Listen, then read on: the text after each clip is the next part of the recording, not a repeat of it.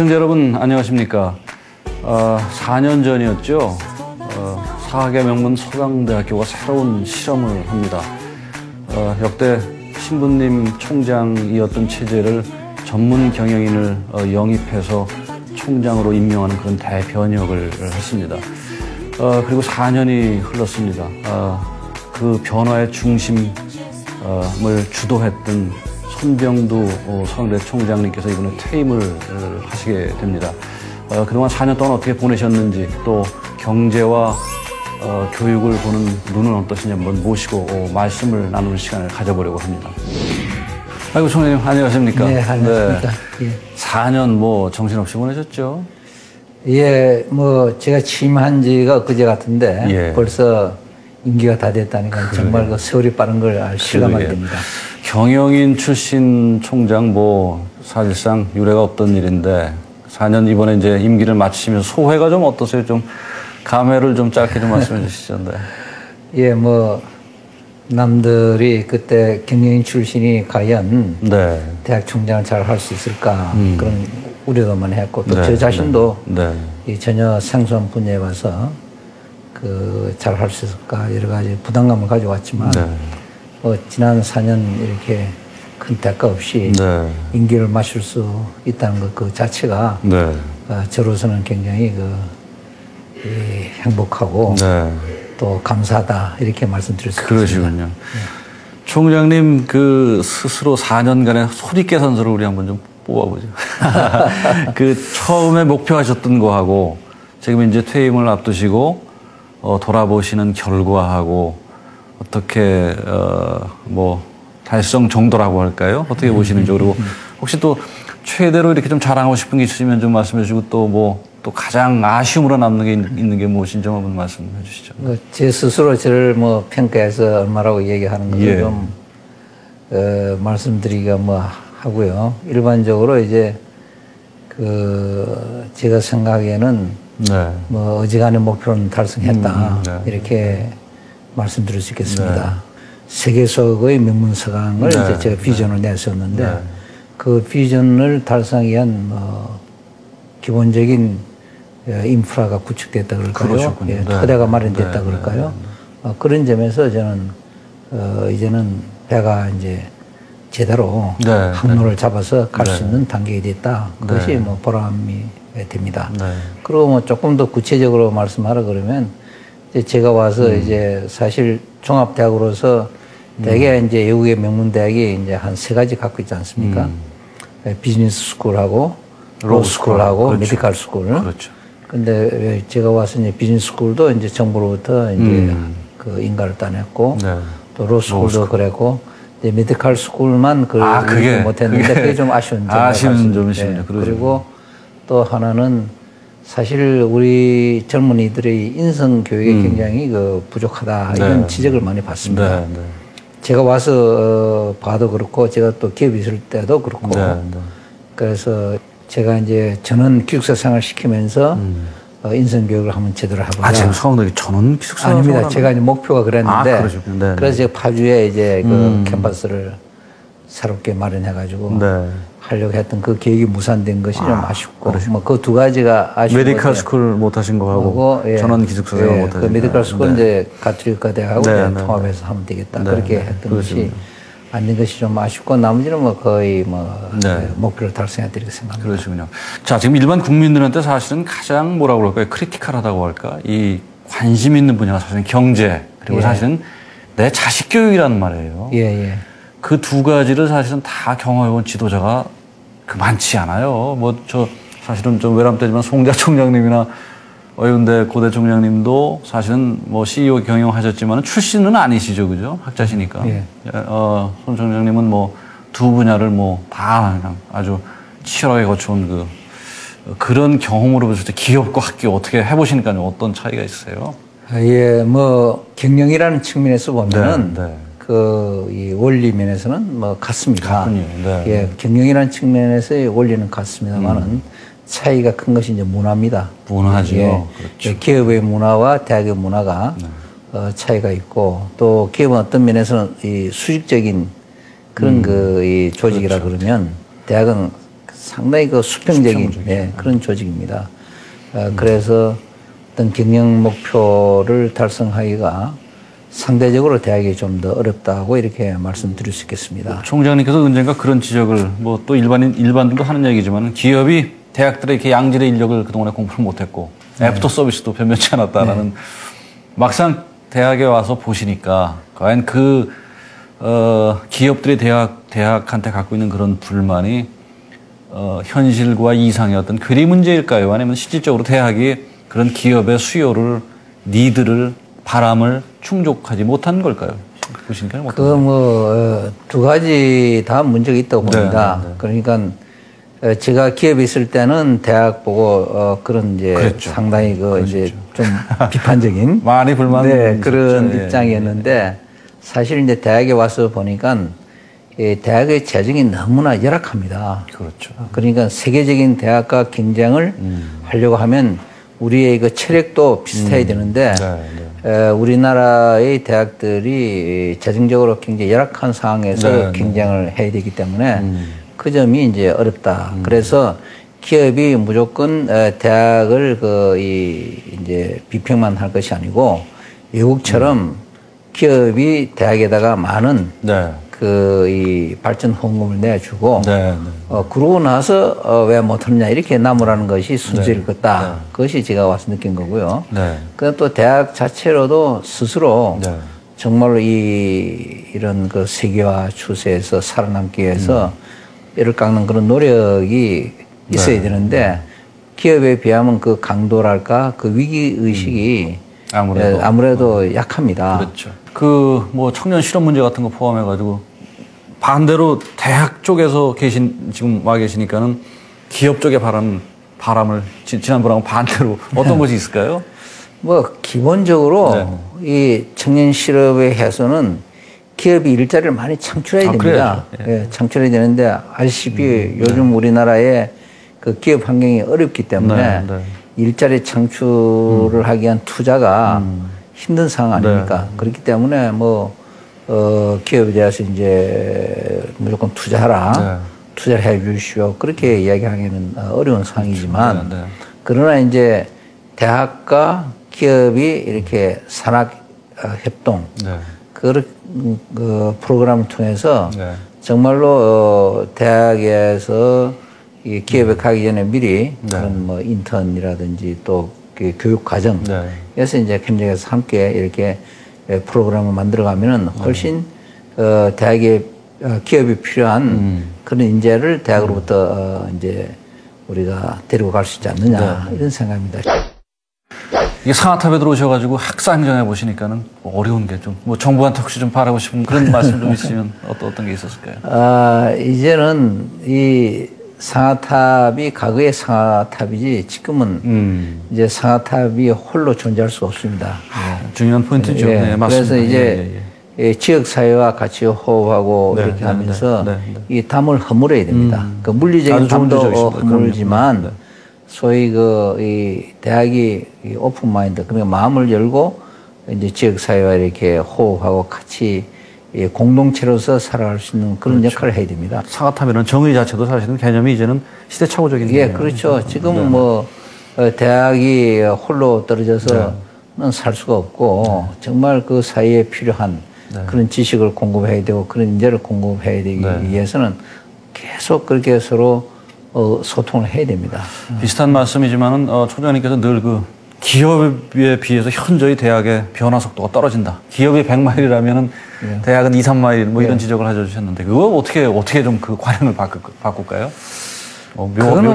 그거는 아마 엘빈 토플러 얘기했듯이 미국도 그 속도 차이가 큽니다. 그러니까 이 대학을 한번 변화시키려고 그러면은 큰 항공모함을 이렇게 돌리듯이 그런 시간이 필요하거든요. 그건 어떻게 보면 대학의 특성 때문에 그렇기도 하지만 이제 대학 자체의 이 경영 마인드를 할까 경영 기법을 이제 접목시켜서 가능한 이제 효율적인 조직으로 바꿔나갈 수밖에 없다. 그래서 이 학문을 하는 이 공동체고 또 교육의 공동체이기 때문에 그 특성은 살리되 실제로 그 기관을 운영하고 이렇게 행정을 해가는 그런 쪽은 네. 충분히 나는 그 기업의 그 경영 시스템이 접목될 수 있다고 봅니다. 그렇게 함으로 해서 좀 더 속도를 네. 빠르게 할 수 있지 않느냐. 뭐 좋은 지적입니다. 실제로 총장님께서 이 서강대에 오셔서 그런 기업의 경영 사례를 접목시킨 뭐 그런 사례를 조금 한두 가지만 좀 말씀해 주시죠. 뭐 우선 제가 와서 6대 전략을 만들어서 추진해 갔거든요. 네. 그 중에서 이제 뭐 여러 가지 이제 교수의 역량 강화, 네. 이제 두 번째는 학사의 혁신, 네. 행정 개혁, 네. 그다음에 국제화 강화, 그다음에 이제 교육 인프라, 네. 그다음에 재정 확립 뭐 이런 게 6개 분야에 따라서 네. 이제 전략을 다 세운 거죠. 네. 그렇게 해서 우선 뭐 교수 역량 강화든 그걸 하기 위해서는 소위 그 MBO라 그래서 네. Management by Objectives. 네. 그래서 목표 관리 제도를 했습니다. 그래서 이 학장하고 네. 총장하고 간에 이제 계약을 하는 겁니다. 아, 예. 그래서 저는 이제 이 학장을 소총장이라고 불렀습니다. 그래서 제가 오기 전에는 학장이 그냥 명예직이었습니다. 네.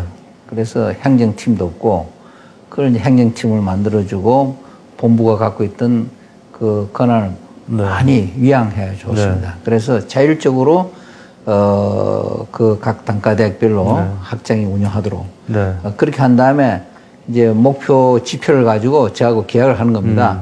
그러니까 이제 금년 1년 동안에 예를 들면은 SCI급 논문 1인당 몇 편. 네. 뭐, 그 다음에 교육 역량 강화를 위해서 뭐 평가를 뭐 몇 점 이상. 네. 그 다음 뭐 외국인 교수를 몇 명 뭐 차용, 뭐 영어 강의를 몇 프로 이상 높인다. 뭐 이런 한 12개 항목이 있어요. 그러니까 그거를 이제 나하고 그 사인을 하고 또 자체적으로 세우는 목표였습니다. 그래서 예. 총장하고 합의하는 목표가 70%. 그 다음에 이제 자체적인 목표가 30%. 그래가지고 1년 뒤에 평가해서 이제 그 제일 잘하는 데는 제가 그렇군요. 이제 2억 5천. 인센티브를 인센티브를 주는 거죠. 그 다음에 1억. 바로 기업 경영이시네요. 네. 그렇게 해서 이제 그건 완전 자율 예산입니다. 이제 체계화가 된 거죠. 예. 정착이 됐고요. 네. 그 다음에 이제 행정 쪽은 제가 팀제로 다 바꿨습니다. 그러셨군요. 그래서 그동안에 의사결정 구조가 한 5단계 그 결제하는 구조를 줄여서 한 3단계로 2단계를 줄여버렸습니다. 네. 그 다음에 이제 행정의 효율을 위해서 기업에서 하는 정사적 자원 관리라는 ERP라는 그걸 이제 도입을 해서 ERP. 그걸 이제 장착시킨 거죠. 네. 이제 대학 경영에다가. 그렇죠. 네, 그렇게 해서 분명하게 이제 성과가 관리되고 정보가 공유되고 그렇게 함으로써 행정 효율을 아주 속도를 빠르게 하는 그런 그 노력을 했다고 할 수 있습니다. 시청자 여러분 놀라지 마십시오. 이제 총장님께서 그거를 4년 동안 이렇게 열심히 일하시면서 무보수로 하셨답니다. 그거 초기에 보도가 많이 됐던 내용이지만 아주 신선한 충격이었죠. 그래서 조금 제가 총장님께 언짢은 질문이 될지는 모르겠습니다. 최근에 그런 많은 일들 중에서 이제 가장 최근에 일어났던 일이 홈플러스 학교 내에 설치한 게 조금 논란이 됐었는데 그게 뭐 대학의 자본화 얘기도 나왔었고 뭐 그래서 조금 언짢으셨어요? 어떠셨어요? 아닙니다. 저는 괜찮으셨어요? 거기에 대해서 오해에서 빚었다고 생각합니다. 그러니까 우리가 지금 공간 문제가 아주 심각합니다. 이제 뭐 교육의 질을 높이기 위해서는 교수님 숫자가 자꾸 늘어나야 된단 말이죠. 거기에 따라서 공간이 계속 부족해지는 거죠. 그래서 공간 확보를 위해서는 이제 우리가 시설을 지어야 되는데 우리 학교가 무슨 그동안에 재정이 넉넉해서 전기권을 많이 쌓아놓은 것도 아니고 또 우리 재단이 튼튼해서 또 재단으로부터 무슨 이렇게 지원을 받을 수 있는 상황도 아니고 결국은 그런 건물을 지으려고 그러면 학생의 등록금에 의존해야 되는데 보통 그런 건물 지으면 보통 투자가 500, 600 뭐 이렇게 들어갑니다. 그래서 지금 삼성 테스코에서 투자해서 짓는 우리 국제인문관과 오준 기념관이 한 900억 가까이 들어가는 그게 프로젝트거든요. 그럼 그런 돈을 만약에 등록금 가지고 한다 그러면 등록금을 몇 배로 올려야 되겠습니까? 엄청난 등록금을 올려서 해야 된다는데 그거는 있을 수 없는 일이기 때문에 그래서 이제 삼성 테스코에서 우리 지하 공간에 홈플러스가 들어오면서 우리에게 한 900 가까이 투자를 해서 건물을 지어주는 겁니다. 그것을 가지고 나쁘다고 할 수 없는 거죠. 그것은 기업에서 대학에 대한 하나의 이 협력이고 지원입니다. 그리고 보면, 예컨대, 뭐, 나머지 대학을 얘기해서, 미안합니다만, A라는 대학에는 A라는 대기업이 그 재단을 맡아가지고 얼마나 투자를 해주고 있지 않습니까? 그러면 대학에 자본하라 그럽니까? 오히려 그런 걸 바람직한 걸로 생각하고 있고, 많은 사립대학들이 재단에 약하니까 튼튼한 재단을 찾아서 이렇게 유치하려고 그러지 않습니까? 그걸 왜 나쁘다 그러죠? 네, 알겠습니다. 그 문제와 더불어서 총장님이 최근 제가 어느 그 언론 보도를 보니까 가장 그 힘주어 말했던 부분이 대학 자율화 문제란 말이에요. 아직 여러 가지 부족하죠. 그 부분에 대해서 좀 어떤 생각 갖고 계신지. 이게 참 우리가 이런 말 흔히 하시지 않습니까? 대학의 경쟁력이 국가의 경쟁력이다. 그런 말도 하지 않습니까? 예, 그럼요. 그러면 대학의 경쟁력은 어디서 나오느냐? 대학의 경쟁력은 경쟁을 서로 하는 데서 나옵니다. 그러면 대학의 경쟁을 서로 할 수 있도록 시스템이 되어 있어야죠. 근데 그걸 경쟁할 수 있도록 하지 않는, 그 말은 즉 자율성이 주어지지 않는 상황에서는 그것이 경쟁이 샘솟을 수 없는 거죠.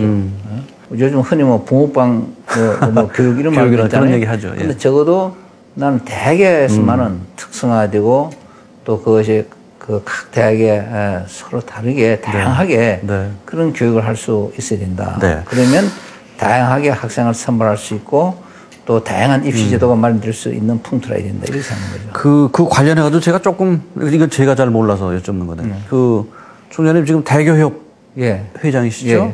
그 한국대학교육협의회. 거기서 지금 2012년도에 대학 입학 그 개정 아닙니까? 연구 중인데 거기서 이게 지침이 나오면은 그게 또 지금 그 총장님 말씀하신 그 대학의 자율권하고의 어떤 상관관계가 이렇게 부닥치는 그런 모습이 그걸 제가 잘 이해를 어떻습니까? 그걸 좀 말씀해 주시죠. 지금까지는 이제 이 대학 입시에 대해서 이제 그 입학 그 전형을 위한 기본 계획을 교과부에서 수립했습니다. 교과부에서 했죠. 이번에 이제 그 이명박 정부가 들어오면서 대학의 자율화를 위해서 입시의 그 전형 기본 계획 세우는 권한을 대교육으로 이관시켰군요. 이관을 했죠. 이관을 해서 이번에 우리가 처음 2009년도 했는데 작년에 마서 했는데 아무런 문제 없이 잘 넘어갔습니다. 뭐 고대한 문제 가지고 좀 그랬지만은 과거에도 뭐 그런 문제가 다 있었지만 우리가 이관 받아서 잘 했고 근데 지금 정부의 목표는 2012년도 가면 완전 자율화를 하겠다, 입시에 대해서.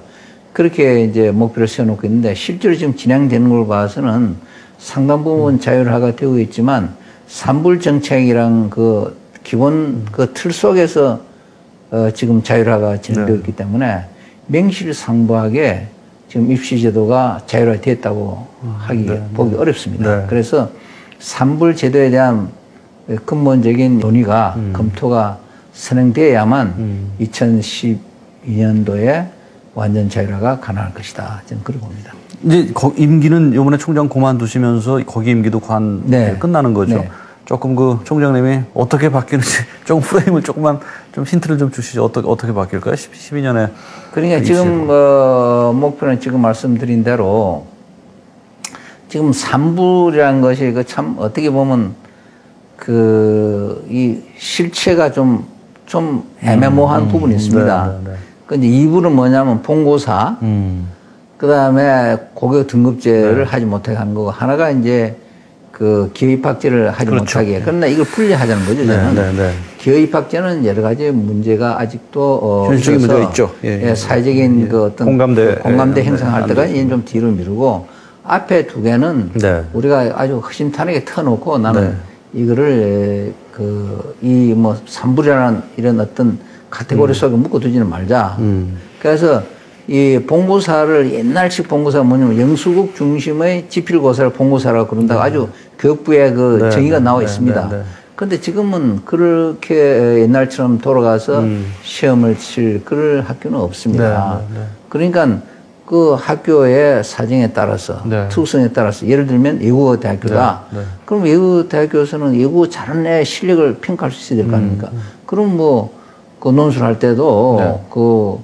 저 영어로 뭐 지문을 볼 수 있다든지 시험 볼 수 있다든지 그렇게 할 수 있어야 되는데 그걸 갖다 본고사다. 뭐 이래가지고 비판을 해버리니까 안 되는 거죠. 네. 그런 말을 산불이란 말이니까 다 틀어버리고 그냥 자유를 주면 대리를 가지고 자꾸 언론 같은 데서 뭐 좀 뭐 이래 하면 아 그거 산불 제도에 어긋났다 뭐 또 이쪽에서 우리가 평가해 봐서 아무래도 그래 되면 이제 학교별로 이제 어떤 부분은 이 학교는 이게 강하고 저 학교는 저게 강하고 이렇게 될 거 아닙니까? 그걸 뭐 그런 비교과 부분의 평가를 뭐 비중을 높였다 그래가지고 이번에 고대가 혼난 게 그거 아닙니까? 그래가지고 뭐 막 고교 등급제를 뭐 위반했다 이런 식으로 공격을 하니까 이게 참 대학으로서는 이러지도 못하고 저러지도 못하는 거죠. 그래서 사회에 나는 이 하나의 합의가 있어야 될 것 같습니다. 이런 문제도. 이게 건국 이래로 아무튼 이 대학교 입시 제도만큼 이게 골치 아팠던 게 없었던 것 같아요. 총장님이 보시는 그냥 좀 짧게 한번 소신이라든가 방향성을 한번 좀 말씀해 주시죠. 네. 저는 입시 제도는 손을 대면 대수록 골치 아파집니다. 그러니까 이거가 문제에서 이걸 고치겠다가 또 덧붙이고 이게 있으면 저를 덧붙이고 진짜 누더기가 됐죠. 그러니까 나는 대학의 자율권을 줘버려야 되죠. 그걸 갖다가 자꾸 규제를 통해서 뭐 사교육비를 줄이겠다. 그런데 그래서 사교육비가 줄어드느냐고요. 그러니까 나는 모든 에너지를 공교육 정상화하는 쪽으로 집중하면 다른 건 저절로 풀린다 이렇게 봅니다. 공교육 정상화, 자율성 부과가 결국은 최종적인 해결책이라고 말씀해 주셨고, 자 지금 뭐 교수들 시국선하는 거 어떻게 보세요? 예, 뭐 이 교수님들은 뭐 각자 자기 의견을 표시하는 거야. 그건 그 어떤 교수님들의 특권 아니겠습니까? 뭐 그런 거에 대해서 뭐 찬반일 수 있고 뭐 하지만. 단지 이제 지금 우리 상황이 어려운 상황이죠. 뭐 북한 핵 때문에 뭐 안보가 굉장히 위협을 받고 있는 그런 상황에다가 또 경제가 뭐 세계적인 경제 위기 속에서 이제 어려운 상황에다가 그래서 이런 것들이 자칫 그 집단적으로 이렇게 이게 나타날 경우에 뭐 사회 혼란으로 혹시 이렇게 연결되면 경제를 살리고 이렇게 하는데 어려움이 있지 않겠느냐 그런 우려를 하게 됩니다. 알겠습니다. 이번에 이명박 정부 초기에 그 초대 총리 1순위에 오르셨었어요. 그때 사모님이 이렇게 이게 폐암 돌봐주셔야 된다고 혹시 총장님 정치 참여 의사가 있으신가요? 저는 전혀 없습니다. 전혀 없으십니까? 그때 뭐 이 집사람 그때 교과부 장관 하마평도 있으셨죠? 아니 뭐 하마평에 있었지만 기본적으로 저는 그런 능력이 없는 사람이고요.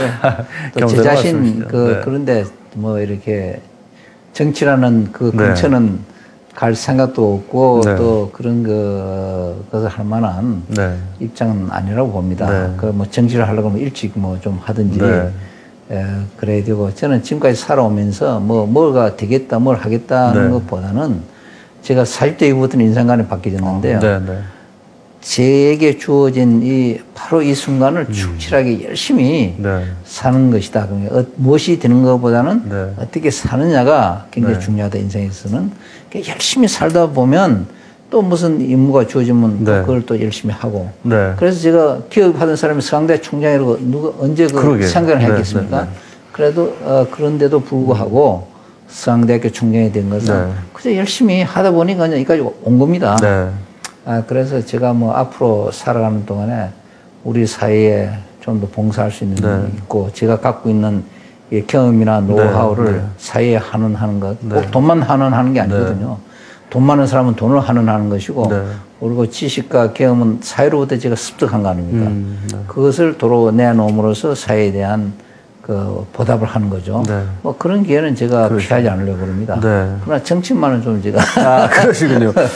제가 마지막 질문으로 뭐 지금 여러 가지 뭐 너무나 중요한 일에 직함을 갖고 계신 게 굉장히 많더라고요. 뭐 여러 가지가 있었는데 그 앞으로의 계획을 여쭤보려고 하는 질문을 지금 총장님 대답으로 가늠하겠습니다. 아무튼 경제와 교육이라는 국민한테 가장 밀접하게 와닿는 그런 부분을 둘 다 이렇게 지도자로서 경험하신 그 큰 경험이 하여튼 뭐 이 나라 경제, 교육 발전에 큰 힘이 이렇게 참 됐으면 그런 바람으로 인터뷰를 총장님 접겠습니다. 그러니까 뭐 끝으로 한 가지 좀 보태면요. 그러시죠, 네, 네. 제가 보니까 이 경제 교육이 이제 두 축으로 해서 우리가 선진국으로 가겠다는 거 아닙니까? 네, 네, 네. 근데 경제는 당면한 문제를 이제 해결해 가는 거지만 네, 네, 네. 이것을 근본적으로 뒷받침해 주는 것은 교육이다. 이거죠. 네, 네, 네. 그래서 제가 보는 데는 이 경제 분야도 중요하지만 네. 난 교육 분야가 더 중요하다. 아주 당연한 그래서 말씀이죠. 네, 이번에 네, 오바마 맞는 대통령도 보면 막 교육에 아주 열정 쏟지 않습니까? 네, 네, 네. 그래서 좀 우리 대통령께서도 네. 교육에 좀 더 지금도 네. 많이 관심을 네. 쓰고 계시지만 더 많은 노력과 관심을 써주셨으면 좋겠다. 마땅히 그래야 되겠죠. 부탁을 마지막 네, 드리고 싶습니다. 네. 아이고, 아주 뭐 너무 좋으신 말씀이고, 아무튼 그 워낙 큰 프레임들을 얘기를 하다 보니까 시간이 정말 부족했는데, 아무튼 인터뷰 귀한 시간 내서 너무. 아이고, 이렇게 뭐, 네, 네, 네. 또 저희 이렇게 인터뷰해 주셔서 아이고, 감사합니다. 고맙습니다. 네, 네.